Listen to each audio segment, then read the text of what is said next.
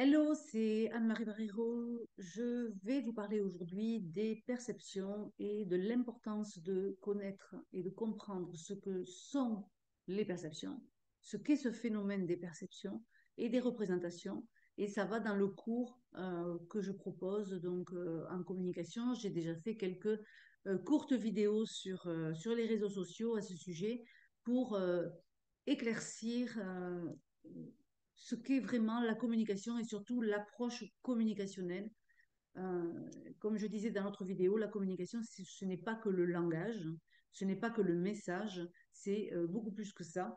Et c'est bien d'en avoir une perception euh, plus grande pour justement mieux comprendre la relation avec les autres, la relation avec soi, mieux comprendre pourquoi l'autre a le comportement qu'il a, l'autre ou les autres, ça peut être un groupe, comprendre pourquoi soit moi j'ai ce comportement-là, donc mieux se comprendre, euh, comprendre aussi une situation qui parfois peut nous dépasser, euh, aller dans ce domaine des perceptions, des représentations, ça va vraiment vous guider. Donc, je suis Anne-Marie Barreiro, coach professionnel en communication, et je donne des cours en école d'ingénieur sur ce sujet, puisque ce sujet est lié à la connaissance de soi, à la gestion du stress, gestion des conflits, etc. Donc, pour moi, c'est vraiment un sujet de base à connaître qui devrait être enseigné tout le temps. Et je suis aussi chargée de cours donc à l'école d'ingénieur et j'accompagne les femmes actives dans leur évolution professionnelle, notamment avec les outils de communication. Donc là, je vous partage cet écran ici et si je vous pose la question si je vous dis rouler vite sur l'autoroute, c'est combien de kilomètres heure pour vous? Donc, ce serait intéressant que vous preniez un morceau de papier et que vous puissiez noter la question 1. Pour vous, rouler vite, c'est combien de kilomètres heure? La question 2, c'est se lever tôt pour vous, c'est quelle heure? Ou un léger retard, question 3, c'est combien de temps? Question 4, être jeune, c'est quel âge pour vous? Question 5, un salaire élevé net par mois, c'est combien? En fait, quand vous répondez à ces questions-là, vous pouvez même le faire en jeu, à plusieurs. Par exemple, pour les fêtes de fin d'année, chacun a son petit papier et puis il peut remplir ces questions-là. Si vous demandez autour de vous, rouler vite sur l'autoroute, c'est combien de kilomètres heure pour toi? Vous allez voir que ça va aller de 110 à 180, voire 250. Se lever tôt, c'est quelle heure? Vous allez voir que selon certaines personnes, se lever tôt, c'est 7 heures, d'autres, c'est 4 heures du matin. Voyez un peu, si vous travaillez avec certaines personnes et vous dites demain on se lève tôt, une personne elle va comprendre 4 heures du matin, une autre personne elle va comprendre 8 heures, et puis certains vont dire 10 heures du matin, c'est se lever tôt. Vous voyez bien que chacun a sa perception du lever tôt.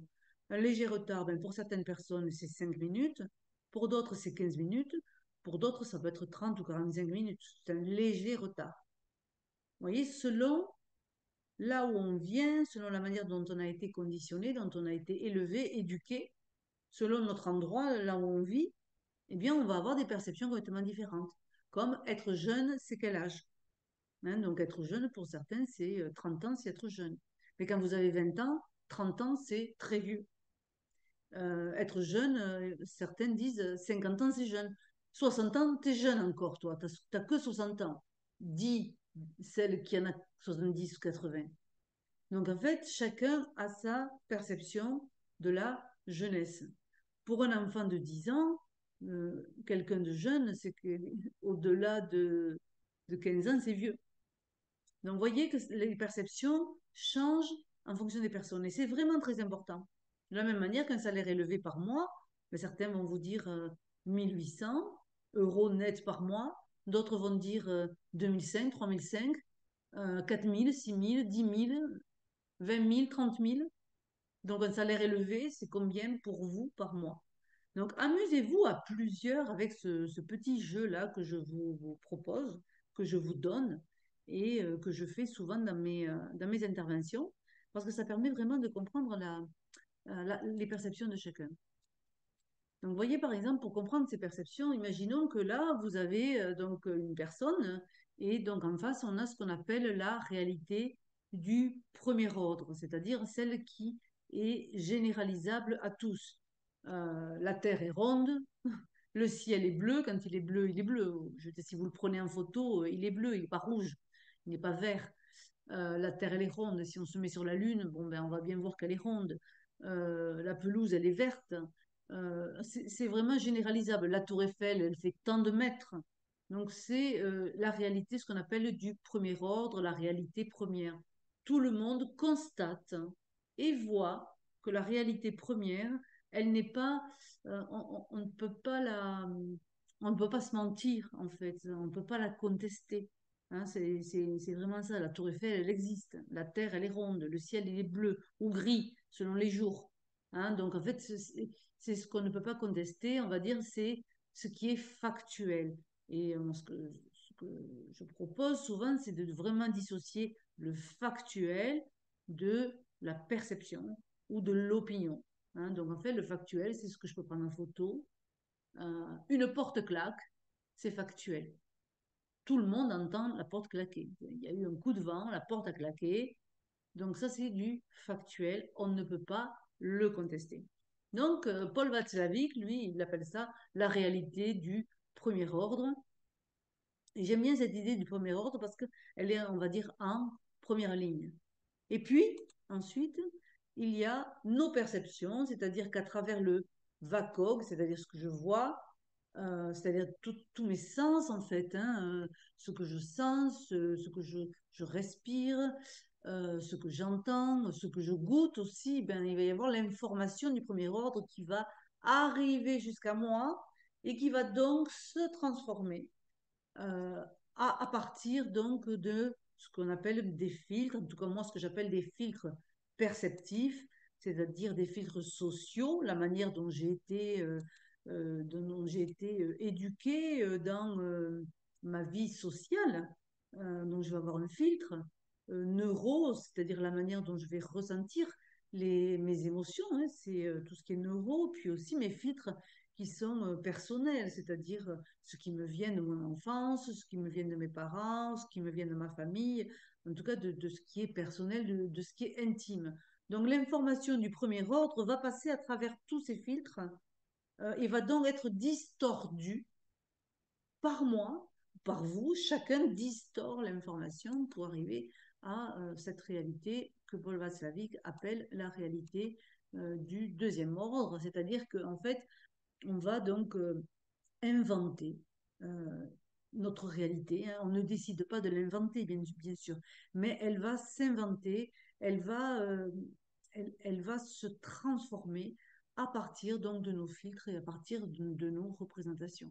Alors c'est vraiment très intéressant de le savoir parce que chaque être humain a cette information du premier ordre et perçoit avec ses filtres une information du second ordre. On pourrait dire que la personne invente une réalité ou s'invente une réalité. Bien non, il y a une réalité de perception que on appelle aussi une opinion. Hein, c'est-à-dire qu'une opinion, c'est quelque chose dans laquelle on croit et on est convaincu que ce qui est vrai. Alors que l'opinion, elle est différente de la réalité du premier ordre, qui est, elle, la réalité factuelle. Et en fait, c'est vraiment très, très, très important de comprendre ça. C'est-à-dire que tout être humain sur la Terre, sur la planète, sur où vous voulez, euh, fonctionne de cette façon-là. Voit une réalité et cette réalité se transforme dans son esprit en réalité du deuxième ordre. Paul Václavic, dans un livre qui s'appelle La réalité de la réalité, explique extrêmement bien ce phénomène.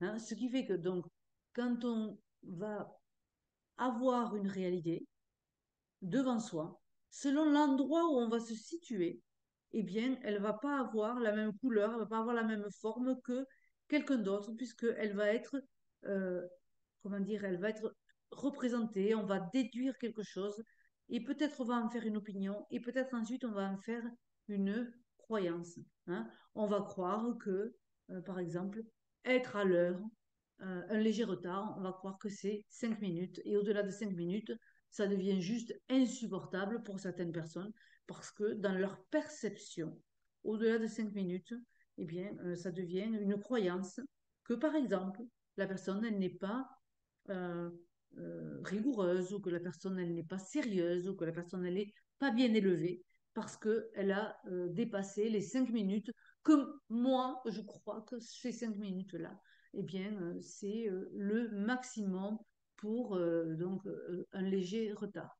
Hein. Donc, de la même manière que quelqu'un qui, qui est devant nous, quelqu'un qui a par exemple autour de 30 ans, ou on va voir une personne de 30 ans, mais selon si j'ai 60, si j'ai 20, si j'ai 10, et je ne vais pas avoir la même perception de la jeunesse. C'est-à-dire que euh, je vais peut-être dire, c'est une femme âgée que j'ai vue passer dans la rue. Mais âgée, c'est quel âge? Ah, ben, elle avait 60 ans. Mais si j'ai 80 ans, je dis, c'est une femme jeune qui est passée dans la rue, elle avait quel âge? Elle avait 60 ans.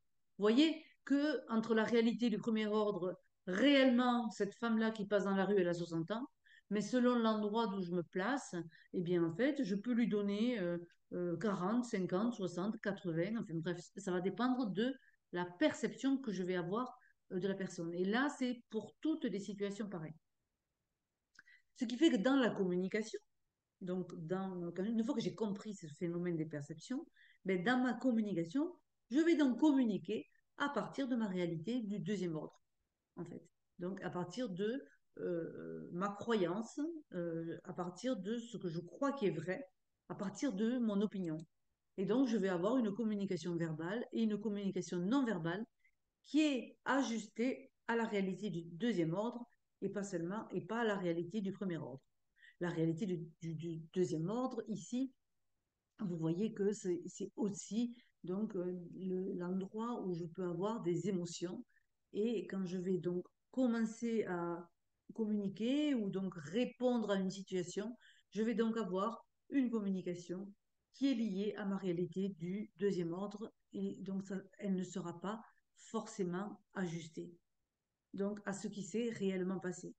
Ainsi, par exemple, une porte qui claque, c'est simple, c'est une réalité de premier ordre. Le vent a claqué, la porte, c'est simple. Sauf que dans ma réalité, par exemple, ça peut être mon responsable qui a claqué la porte de son bureau parce qu'il était fâché et que c'est sûrement parce que je ne lui ai pas remis le dossier dans les délais et que donc il n'est pas content. Donc je vais créer euh, une peur probablement irrationnelle et dans ma communication, quand je vais parler donc à ce responsable-là, eh bien, je ne vais pas parler à partir de la réalité de premier ordre, je vais parler à partir de ma réalité seconde et je vais parler à partir de mes peurs. Et je vais donc avoir une posture de communication qui va être fausse, qui va être déviée et qui finalement peut m'amener dans une ornière ou dans des complications ou dans des tensions. Ce qu'il faut comprendre avec cette histoire-là, c'est que on, ça peut vraiment nous mettre dans l'embarras si on ne sait pas que ça existe en fait. Si je vais un tout petit peu plus loin ici, vous voyez, s'il y a deux personnes, j'ai fait exprès de le mettre dans ce sens, s'il y a deux personnes, eh bien, elles ont toutes les deux la même réalité première, du premier ordre, mais elles ont toutes les deux leur filtre de perception, elles ont toutes les deux leur réalité seconde, du deuxième ordre, et en fait, souvent, la communication se fait à partir de la réalité du deuxième ordre. Et c'est ça qui est super intéressant à savoir. Et si évidemment, s'il y a 5 personnes, eh bien, vous voyez bien qu'il y a une seule réalité du premier ordre, et puis il y a plusieurs réalités du deuxième ordre. Donc, il y a autant de réalités jaunes du deuxième ordre qu'il y a autant de personnes sur cette planète Terre. Vous imaginez un peu la chose. C'est pourquoi d'ailleurs, en communication, dans l'approche communicationnelle, en tout cas telle que moi je la préconise, telle que moi je l'ai étudiée et telle que moi je l'enseigne, eh bien, en fait, on ne peut pas déduire des présupposés, on ne peut pas généraliser parce qu'on est obligé de faire attention à chaque situation.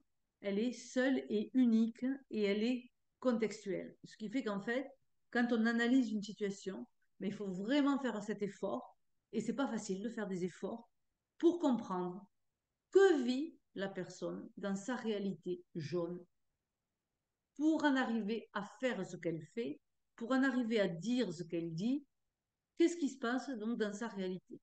Et en fait, oui, ça demande un effort, et c'est ce que je dis souvent, à un moment donné dans sa vie, quand on a envie d'avancer dans la relation avec les autres, c'est important de faire un effort ou des efforts de compréhension pour savoir ce qui se passe. Mais aussi, que vous soyez donc un futur manager, par exemple, ou une future manageuse, que vous allez diriger une équipe, animer une équipe, ou simplement que vous allez à un recrutement, ou que vous passez un entretien professionnel, ou bien que vous êtes un entretien annuel d'évaluation, etc., etc. À partir du moment où vous êtes en relation avec quelqu'un, vous pouvez vous dire que euh, il y a ces deux réalités de communication qui sont là, une réalité première, une réalité seconde, et que c'est important dans le message, dans la manière dont vous allez vous y prendre, dans la manière dont vous allez communiquer avec des outils que je donne, que je ne vais pas donner là maintenant, mais que je donne, pour amener la personne ou les personnes à parler de cette réalité seconde et que vous aussi, vous puissiez parler de la vôtre. Ainsi, c'est là qu'on va vers une relation d'authenticité, une relation de sincérité, où on peut vraiment se parler, on se dit les vraies affaires, et puis on peut vraiment avancer ensemble. Et je crois profondément que si on passe par ce chemin-là de la communication, ce chemin-là des perceptions, on peut vraiment arriver à créer de la motivation chez soi, mais aussi chez les autres. Hein, parce que quand une personne est comprise, quand vous vous êtes compris vraiment, entendu, écouté, respecté, tel que vous êtes, et que vous comprenez l'autre, que vous le respectez tel qu'il est, eh bien, il y a de la motivation qui est générée de tout ça, en fait. Et dans un monde du travail qui est parfois invivable, c'est vraiment très important de d'authentifier, comment je pourrais dire, de faire en sorte que les relations elles soient les plus authentiques et les plus sincères possibles. Et ça, c'est un outil qui peut vous y aider. Alors, pour terminer, effectivement, la réalité perçue par un individu est nécessairement la vraie et la bonne pour tous. Évidemment, je reviens ici, si je crois que ma réalité jaune, c'est la vérité, je me trompe. Je me trompe, c'est ma vérité. Là, on a 5 personnes qui ont 5 vérités. Donc, il y a une réalité absolue au centre, il y a plusieurs réalités, donc des réalités multiples. Hein, donc, par exemple, ici, nous avons au milieu un pamplemousse. Donc, dans la réalité jaune là, du deuxième ordre à gauche, ben, la personne, elle va penser donc, à un cocktail à base de pamplemousse. Puis ici, la personne elle va penser à sa robe couleur pamplemousse. Et puis ici, la personne va penser qu'elle déteste le goût du pamplemousse. Et puis la personne en dessous va penser aux différents agrumes. Vous voyez bien que là, réalité première, c'est le pamplemousse, puis réalité du deuxième ordre, c'est la manière dont chacun perçoit les choses. Voilà, j'espère que ça vous apporte de la valeur, ce que je suis en train de partager ici. Maintenant, ce que j'aimerais que vous fassiez, si vous le voulez, bien sûr, hein, c'est de regarder dans votre vie professionnelle, dans votre vie personnelle, si dans la relation que vous avez avec certaines personnes, est-ce que parfois, dans la confusion de votre relation, il peut arriver que vous ayez des différences de perception. Observez simplement quelle est la perception que vous avez de la situation et observez aussi quelle est la perception que l'autre ou les autres pourraient avoir de la situation. Hein, on peut faire ça en équipe, mais on peut faire ça aussi à la maison, on peut faire ça avec ses enfants, on peut faire ça tout le temps. Hein, et rappelez-vous, la réalité du deuxième ordre n'est pas la vérité, mais une partie de la vérité. Je vous dis à bientôt. Ah.